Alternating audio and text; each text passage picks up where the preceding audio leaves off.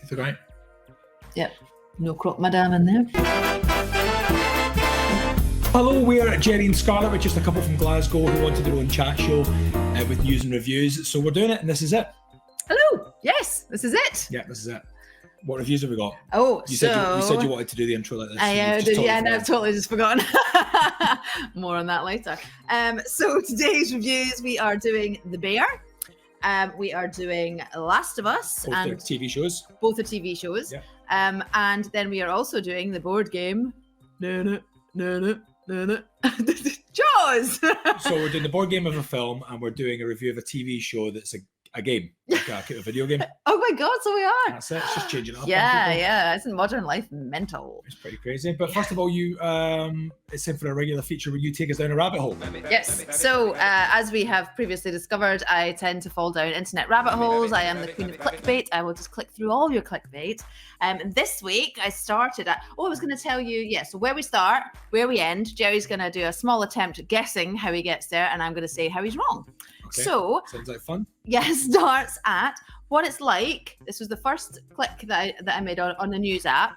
What it's like to be a judge at the British Pie Awards. So that's what you were searching. So that wasn't what I was searching. That just was the first interesting story that I was like, ooh, that sounds interesting. So I clicked on it. What it's like to be a judge at the British Pie Awards. Okay. And what I ended up on was how Matthew McConaughey why Matthew McConaughey was arrested naked. So I'm going to draw the link between the Pie Awards being that there's some drama to do with the judges at the Pie Awards, and you got into what kind of drama happens at Pie Awards. Maybe someone shagged the pie. Matthew McConaughey was caught shagging a pie. That's why he was naked. Oh, I like that, but no, it was not. So what happened was the first clickbait obviously was the British Pie Awards, and I thought, first of all, what is it like to be a judge at the British Pie Awards? Okay. Pretty fun, yeah? Pretty fun. Well, here's the thing. Yeah, if you like pie, yeah. Mm-hmm. So 976 entries, 976 pies, right? 23 categories. Well, you can't eat all those pies. So well, you've got to eat all of them. 80 judges, right? Okay. But that, fast maths, is roughly 12 pies each. It's quite a lot. I mean, I suppose you're not eating the whole pie. But you've got to really like your pies, haven't you? You really do, don't you? But yeah, I thought that'd be quite fun. But then, so there was like various different types of pies from different locations all across the UK. England's probably predominantly, I think they're more into their pies. Yeah, but no one can eat all those pies. So they must divide them into categories and they must put them through to the final. Yeah, so that's what I'm saying. So there's over 900 pies, 80 judges, 23 categories of pie. So there's like chip shop pies and like high-end pies and I don't know, like maybe vegan pies or like whatever the things are. So they split them all up anyway. And there was loads of different pies from loads of different locations. All looked really interesting. But the one that really jumped out at me was this pie company called HM Pasties. Her Majesty's Pasties. Well, right. So it was a capital H and a capital M, and that immediately made me think of prisons. Oh. Right. HMP. HMS, wouldn't it? Is HM? Her Majesty's Service. It's HMP is the prison. Her Majesty's Prison. Yeah.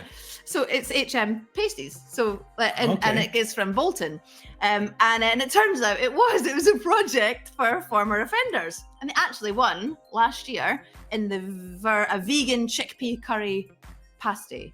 I can never get Where did this pie competition take place? Was it in a prison as well? No, it wasn't. I can imagine that there was a bit of pressure on the judges. It was in Wigan, because you know how Wigan Wigan think that they are the best. I mean, maybe they are. Well, they probably are, but like the people in Wigan love pies beyond anything that I've ever experienced. No, I've totally lied. I've got it wrong. No. Sorry, it was in Melton Mowbray, which is Birmingham way. But I think Wigan were annoyed that they didn't get it or something because they think that they're the pie capital of the UK. People in Wigan. There was a whole thing about Wigan sandwiches. They put pies in a pie butty. They call it. In Wigan. Uh-huh. Oh wow. Yeah, they're into it. They also do a good night out at Christmas, but that's another rabbit hole. Right. So anyway, former offenders making pasties, pies, so then I was like, the next clickbait thing was there was this thing of what things are made in prisons in the UK, and I was like, oh, that's quite interesting. What do you think might be made in prisons in the UK? Shanks. Well, also that. Yeah, probably almost definitely that. But anyway, so firstly, they make all the stuff that prisons use so that the taxpayers don't have to. So they make like the bedding, they even make the wrought iron to keep they put on the windows. They weld all that. They make all that. It's like not right. Well, I don't know. Well, anyway, but it's like also building a prison and having to just building it from the inside. And then you just yeah, well, I guess they don't put them in because that would be a bit of a problem. But they're like, installing it. You build a pretty obvious flaw into each one of them. But now these guys are getting out. Guys, build more of these bars. I didn't bother. That would be quite a good TV show. I bet they've covered that in like Orange is the There literally is one. Isn't Sly Stallone in something? No, Prison Break. That's basically the plot of Prison Break, but with pies. Prison Break is all about the guy with the tattoo, the really, really beautiful guy with the tattoo on his back. That is not the plot of Prison Break. Oh, Prison Break is all about the two beautiful brothers. It's called Prison Break. They've literally designed prisons and they break out of it. Anyway. It's not about a guy. It's not about tattoo art. Well, this definitely plays a big part because he gets the whole prison system tattooed on his. Anyway, I spent a lot of time watching that show. So other things that they do in prisons, they do the laundry service for the Travelodge. No way. Yeah, they make aprons and workwear for Morrison's supermarket, and down the road from us. Workwear. Yeah. Who makes the IKEA stuff then? I don't know. It'll be someone random. Then prisoners are making that. It'll be beekeepers make the stuff for IKEA or something like that. And then Timpsons, I love Timpsons. They have 2 academies inside where inmates do the full apprenticeships. That's not really good. Timpsons, I think they're brilliant. They were really good in COVID, weren't they? Keys. Timpsons, like they do keys, they do shoes, they do. I'm all up for like prisoners being gaining skills and stuff in life, but you're making bars and keys and. Yeah, like, did they ask the prisoners what they'd be most interested in? You're like, grappling hooks, cutting keys, and I suppose. Anyway. Maybe they should pies. I bet that's why they've done this. We're going to have to stop this. Everyone's making pies. Right. Anyway, so then the next one was about the richest people in jail right now. So of course that was like that sounds fascinating. This is getting closer to Matthew McConaughey. Go on. Yeah, exactly. But it turns out, so it's the top 10 richest people in jail right now, but it turned out that 9 out of 10 of those people are really boring crimes. It's because they're all really rich, so it's all like tax evasion, fraud, Ponzi schemes, all that kind of stuff. Like, so super boring. But there's only one guy that you'd already heard of, I think, because I seem to remember having a discussion about this. But Phil Spector. Yeah, he's a very famous murderer. Music producer. He was in the top 10 of rich people, and he's also dead now. But we've got the Phil Spector Christmas album. No, you don't know it. Okay, anyway, so Phil Spector died of COVID in 21, so this is obviously a slightly old article. But he was valued at 35 million when he was in jail. Oh my god! Oh, I really like that one as well. Well, he he selected it. I don't know if we should, but it's probably a bit of inappropriate. We might have to get rid of that now. I did not know that. Jailed for second-degree murder. This podcast is taking a hell of a twist, doesn't it? Yeah. Anyway, so that was like that, and then I moved on to more interesting stars that had committed crimes, and you've got all your usual Snoop Dogg, Jay-Z, R. Kelly, blah blah blah. But Tim Allen, Home Improvement. Oh yeah. Yeah. So turns out he was a drugs trafficker. What? Yes. How? Well, it was quite a long time before he got into acting and stuff. And then he got out after a few years in jail for sharing names of people that he worked with. No way. How's he got away with that? Yeah. So the other one that was interesting was, actually, funnily enough, this was actually in the news this week, Mark Wahlberg, for being racist. And he's committed some fairly horrible crimes against Asian people. And then this week at the Oscars, he was the one that gave the award to the predominantly Asian cast of Everything Everywhere All at Once. Wow. Yeah, so there's a big stushy about that online this week. This podcast is taking a really serious twist that I wasn't expecting. And then the final one. You're terrified watching this as well. I'm terrified right now. Just like. Oh man, there's the final one, which is where we're ending. It's you that's mentioned it. It's not even me. Yeah, well, anyway. You've mentioned all this. So then where we end up is Matthew McConaughey, because it's a bit later. And anyway, so he was done for disturbing the peace because he turned out came home after a 32-hour party bender. What a legend. Like him even more now. And sat down in his house and decided to get really stoned So smoked loads of marijuana, got his bongos out. Oh no, sorry. Firstly, got naked. Because why would you not? You can't get your bongos out fully clothed, can you? Yeah, it was not actually a euphemism. So he got naked. Then he got his actual bongo drums out and was like tapping along, doing his thing, turned the sound up really loud. It was his like bongos, so they were digital, he was playing electric along. bongos. He was playing along. He calls it a jam sesh. Right. So he had like his backing track and turned on really loud, like banging away. Great. But it turned out the police were also chapping on because he was being too loud for his neighbours. He's being too naked for his neighbours. But he didn't hear his nudity from outside. He didn't hear them. Yeah. So they bashed down his door and arrest him, butt naked, and he refuses to put any clothes on while he's being arrested. And there's loads of pictures, and it went like into a tabloid frenzy, and it's just like I feel a bit sorry. He's been naked in his own house playing. A man can play his own digital bongos in his own house. Just needs to turn the music down a little bit. So that's how that ended up at that, which was I thought highly entertaining. I'm exhausted. I'm physically exhausted. And now we're gonna have to do our first review, which is The Bear. Are you able to do that? That exhausted me. Yeah, do you know what? I should have done. That's actually a really good segue. Good Well done. link. Let's pretend to do that That was a segue great again. okay. Well, I'm exhausted, but talking about exhausting. Oh, The Bear. Good segue. The Bear. I mean, it is a ride and a half, isn't it? So it's Disney Plus, so you can watch this on Disney Plus, and it's about a young chef from the world of fine dining who comes home to Chicago to run his family's Italian beef sandwich shop after the suicide of his older brother, who left behind debts, a rundown kitchen, and unruly staff. Comedy drama. That's what it's billed as. This has been out for a wee while, actually. We first saw it mentioned when it was part of the comedy awards, the ones at the best comedies of the year. Yeah, the Emmys. Barry got mentioned, and The Bear was mentioned on the same time as it. We watched Barry, which we absolutely loved. Yeah, The Bear, it just didn't look to me. It looked stressful, and it is. Well, it's also I don't think stressful. the picture of it does it really justice. But it's because it's what so. You mean the promotional material? Yeah, the promotional material didn't sell it to me, and the name doesn't bear any resemblance really to.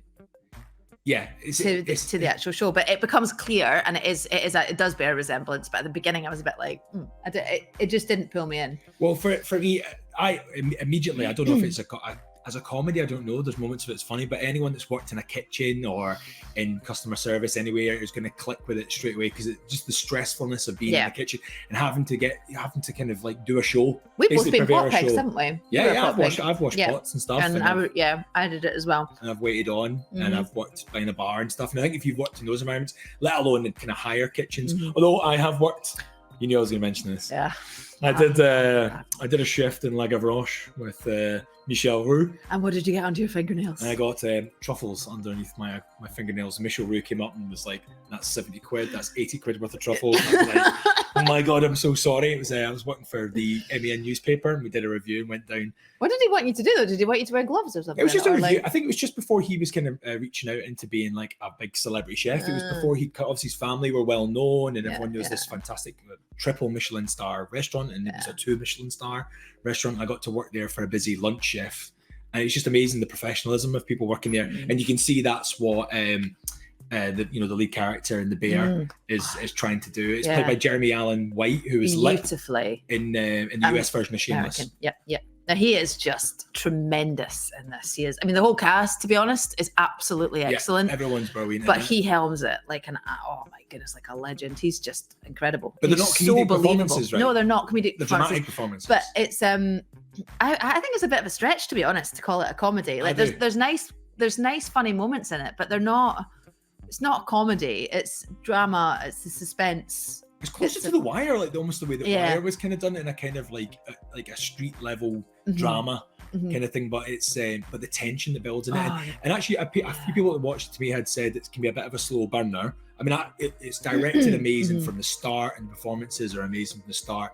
But like obviously no spoilers coming here, but a lot of people have spoken about the penultimate episode because it was filmed with one continuous shot, the whole episode. And that's an hour. No, it's an hour, isn't it? No, half an hour. Half an hour. Yeah, that would be a bit of a stretch. So, and it's only 8 episodes, so it's a quick one to get through as well. So, but definitely worth a watch. And let us know what you think about it as well when you do watch it.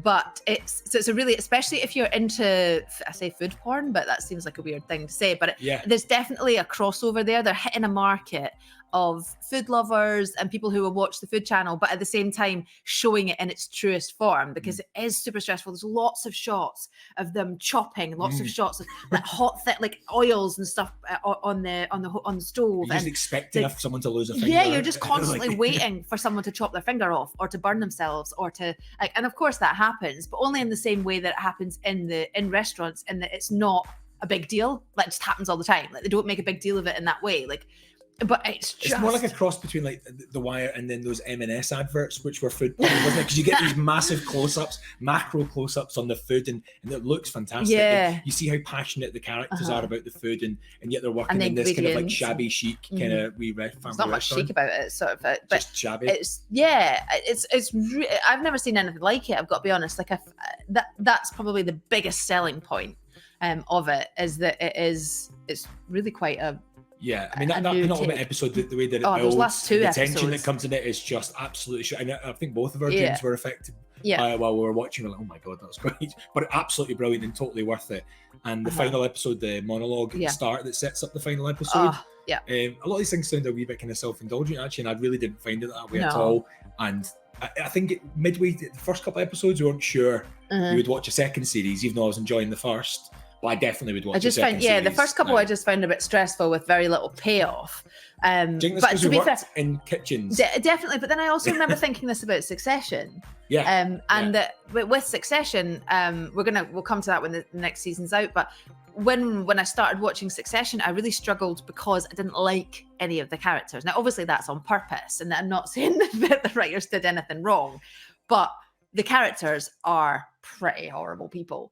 So it's kind of hard to root for anyone. And so for the first couple of episodes, I was just swimming in horrible, mean, like nasty, like, and I was like, oh, I don't know. I think that's why I like the characters in Succession, because you root for them in different situations, because you didn't root for them all the time, but you root for them against that person. But I also enjoyed their downfall. That was what was interesting. You're totally enjoying, like, when they got taken to court and they're fighting each other, I was like, yeah, go for each other, you horrible people. I mean, that's our pre-review of the next series of Succession, which is coming out in the next week or so. Soon, so we'll do that when it comes. That and Ted Lasso, we're both excited about those two coming. Yeah, that's really good. Anyway, that was the Bear. What would you go for ratings on the Bear as a series out of 5? How many S's are you giving it? Just to add to this, we've got a rating system, it's terrible. Which I think is interesting. The Rotten Tomatoes critics gave it 100%, which I have never seen for the Bear, and 91% for the general public, which I have never seen that. Like, I mean, I'm sure it's happened. Is the kind of trendy one, isn't it, where they're quite more industry kind of critical. Yeah. So I think the direction in it is phenomenal, and the performances are amazing, and it's filmed in a real life Chicago restaurant. I didn't realize this. It's been filmed somewhere. So I mean, it really looks authentic and amazing. Yeah, so and I don't know how the cast, claustrophobic, how they know all that about the food and the recipes and the speed of delivery. What would you go for then? What's your rating? How many S's? How are we out of 5? I don't know. We've come up with. You might need to help us with our rating system. At the moment, it's out of 5. Scarlett gives it 5 S's. Sorry, how many S's out of 5? And I'll give it some G's out of 5. Yeah, I am giving it 5 S's. 5 S's? Yeah. I'm gonna go 5 G's. It is. It's not outstanding. So 10 out of 10. 10 out of 10. Yeah. I think this one I would, and it gets watch better it and better. And let us know what you think, because I'm really intrigued. Because for us, we're also watching it through, I guess, kind of a production lens. So we are watching it a little bit industry, if that's not too wanky to say. But from an industry perspective, like, it's just an incredible product. But I also do think that it is a beautiful and very interesting TV show. Yeah.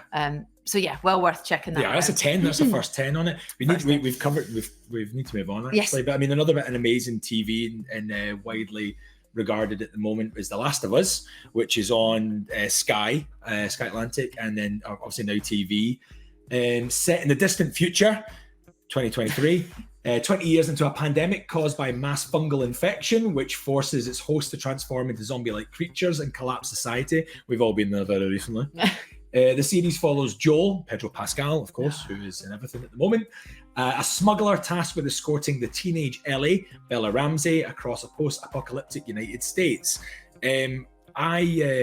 I watched this and you didn't. I was going to say, this is the most that I have heard about this. So I have very vivid dreams. So there's certain things that I say I'm not allowed to watch, but I do not allow myself to watch.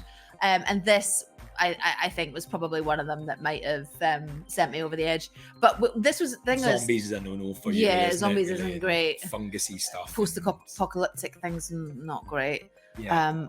So Gerry went ahead with this one by himself, but also you'd played the video game. Yeah. So I think that was always going to be a more interesting experience for you. And I was a big fan of the video game, but like a lot, I mean, it was obviously a massive success, the video game, hence why it's been made. But I think a lot of gamers and didn't necessarily, it was a big AAA title when the game came out. But for me, I loved the performances in the video game.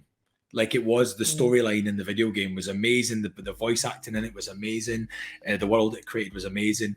We've just come off like so many zombie, The Walking Dead feels like it's not even, in fact, it's still on. Well, that went The Walking on. Dead. Oh, is it? Yeah, I think it's not like we haven't had this kind of genre, and this genre comes back. And you've so watched often. them all. Yeah, I watch them. Gerry loves zombies. Yeah. You do love zombies. Yeah. But is it your number one genre? Yeah, I mean, yeah, it probably could be. Post-apocalyptic stuff is probably one of my favorite genres. But this was amazing, and I don't know if I love Pedro Pascal because he's in stuff I like, or do I like stuff? I thought you were going to say more than me. Do you love No, Pedro Pascal more than me? Because it's not even a question. Not answering it, but it's not even a question. But he's just amazing in this, and I think, he gives across these. We were talking about this briefly. What was before. that thing we saw him in first? I mean, he was a detective, DEA. Narcos. Narcos, yes. And he's in Mandalorian. And of course, I recently watched The Unbearable Weight of Massive Talent, which is the Nicolas Cage vehicle movie, which is brilliant. Like, absolutely ludicrous. Close your ears, I'm going to give you one spoiler about that, just one moment in it if you don't want it. Nicolas Cage gets off with himself in it amazingly at one point. I mean, that's how bonkers that is. And Pedro Pascal is the perfect countertonic, I think, for Nicolas Cage being super crazy and being himself in it. But Pedro Pascal can seem like he can do anything. He can be the Mandalorian, he can be cool, but he's got a real dad vibes about him, in a similar way that we were talking about David Harbour. Who was in We Have a Ghost and Stranger Things. They can be tough, rugged guys, but at the same time, they've got real strong totally dad vibes. Believable dad vibes, and women will fall at their feet. Yeah, just something. I don't think you have to be a dad to be able to do dad vibe things as an acting in an acting role, but they've got an incredible paternalness that they're able to get out, and he does that with Bella Ramsey, who is just obviously a bit of a special talent. She was in Game of Thrones as a very young girl, as Lyanna Mormont. And I think people remember her. She was like the head of a household in that. And she's like, who's this really young girl? And I think she's now 19, but she might have been like 17 or 18 filming this. Just an amazing performance as I cast the two of them together. But there's loads of standalone episodes that I think are, the world's a wee bit different. I just really enjoyed it. Like the world felt very full, very well painted. And it felt like it gave across the same sort of vibe as the game did. I think it was true to that, whilst being a little bit different. And I think the second series is going to be very different. Is it the same colour palette? Because it had a very specific colour palette, didn't it? I mean, I've only seen you walked in and you playing the game or whatever, but remember thinking... but it had a very specific colour palette, I would have said. Yeah. And so the film was the TV series is the same. Yeah, and that was the last episode I think was on recently. So I mean, highly recommend that for people that are fans of that. Not even fans of that genre. I actually think you would have really enjoyed it. I think maybe it's something that this was one just because of the genre that shouldn't have put you off. My parents have been watching it as well. I know that my mum and dad have really enjoyed it, and no, I don't think it's just for people who like. Well, maybe when season 2, they're doing another season, won't they? Yeah. Maybe I'll watch it before season 2 then. Yeah, let's go for it. I'm gonna get 4 G's, and I guess you can't really give it any. No, but maybe we should just double yours. So it makes it an 8. Yeah, an 8. That's nice. So fair, 4 S's and 4 G's. Right. Okay. What's our next? Yeah, we're not doing a movie today, but we're doing a board game of a movie, and this is Jaws, the board game, which you bought for me for my birthday. Yes, it was it not for Christmas? Or was it for Christmas? I can't remember. But it is a strategy game. And so I'll just describe to you what it says on the back here. It says, it's in 2 acts. So you play it, and so one part, the first act is on this board game. This board, what would you call this? Board top? It's a board, yeah. And then, so this is the first act, and then you turn it around, and the second act is played on this part. It's 4 people that play it, and it's so in Act 1, the shark prowls secretly through the waters around the island, attacking swimmers and avoiding capture. So that's one person who's playing the shark. And then the other 3 players try to pinpoint the shark's location whilst also saving the tourists. We had a lot of fun playing this. There's not many games where you play. It's a good kind of group game to play, but one person being the shark and the other 3 working together. Being the other characters in the film. So it's Hooper, Brody, and... oh, God, what's the third one? Brody, Hooper, and Quint. Yeah. And Quint. So the other 3 are playing those 3. And they have to try and pinpoint a little bit like... Battleships. It reminded me a bit of a slightly more complex version of Battleships, where you're trying to guess where the shark is. So there's the various places where the shark can be, and the shark's trying to eat as many of the swimmers on the beach. And once it reaches a certain number, we go on to phase 2, Act 2, which is just the shark attacking the boat with the guys in. So depending on how the 3 people work together and how well they do in the first act, really impacts the second act of the game and your chances of beating the shark player. Yeah. No, it's really good fun. I really enjoyed it. I think it's quite a good game for like 2 couples to play. I think you would need 4 players to play. Yeah, it does say you can play it with 2, which I guess would be that people are playing 2 sets of characters each. But I think really it's ideal for 4. And it's really fun. And we were discussing it's a strategy game, but you do not need to be a board gamer to be able to get into this quickly and easily. It says it's for 12 plus. I don't think a 12-year-old that isn't into board games would be able to, that isn't into strategy board games would be able to do this, but maybe they would. Yeah. It's really fun. It's we had a lot of fun playing. We played it twice now, haven't we? And both times we thought it was great. I just think board games are making a massive comeback at the moment. So we've kind of got more. I mean, I've always been a bit of a fan of board games, but I think they're making a big comeback after COVID, and I think a lot of people had various games in their mind that are really like Monopoly or Risk or Cluedo, and actually there's some fantastic things that are kind of quick and easy to get up and going and are fun to play if you're meeting up with people, and if you're like mid-range like this. Then you got time to get a little bit into a more strategic game, then I think you get a lot more out of it, don't you, if you're playing those ones than if you're just sitting down for a game of Snakes and Ladders. We can play Snakes and Ladders. Well, we play Snakes and Ladders with the boys, don't we, which is, to be honest, still quite fun. Well, they take it very seriously, don't they? But, one of them does. So that's the reviews for this week. Are we going to rate that? Are we going to rate the board game? Oh, God, yeah. What would you give it? 3.5. 3.5 G's out of 5. I think that's fair. Like, it's fun to play. I think for me, it was probably a 4. But that is, I have to say, given my lack of experience on board games. Yeah. So you've got a lot more experience of a lot more board games than I do. I may be being a bit harsh on it. It is more fun than that. Yeah, so I'm going to give it a 4. And I'm really looking forward to playing it again. So I think that is fair enough for a 4. Yeah. So anyway, so what is coming in the next week? We've got some exciting things to do. What we're going to review next week. We're going to be reviewing we're going to do a hotel review, basically, aren't we? We'll only do it if it's good, because I don't like slagging things off. I hope it's good, so look out for that. Yeah, so we're doing a wee road trip with the electric car. Yeah, we're going to try and get the electric car all the way to Mull and back. We'll charge it, obviously, but we figured out that the distance to the hotel from here is 104 miles. And the range of our car is between 80 and 100. Yeah. so when Gerry drives, it's 80. When I drive, it's 101. But no, that's not true. It sort of depends on climate and stuff like that as well. So, and how many things you've got going while you're driving. So it's going to be a challenge. We might have to... if the podcast doesn't go out, it didn't go through. But we'll also have some reviews if you want to join in and have a look at what we're going to be looking at. We are looking at Wednesday, the series about Wednesday Addams, which is on Netflix, and also the film The Whale, which is the Brendan Fraser vehicle, which is on Amazon. And did he win best? He won. He was nominated. Yes, I think he won. Yes, I'm sure he won. Right. Yeah, at the Oscars. You're going to the football in Dumbarton. Yeah. I'm gonna. This is how.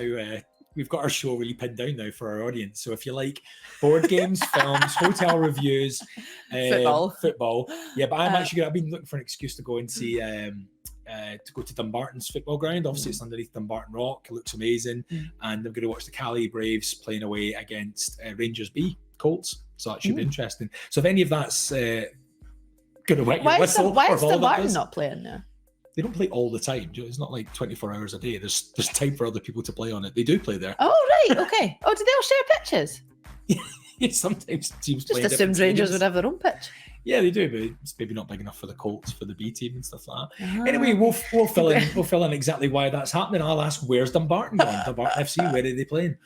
So make sure you join us for the next podcast. Check those things out if you like. If you want to follow and subscribe on YouTube, that would be great. You can even support us on Patreon. Thank you for like and subscribe on YouTube, please.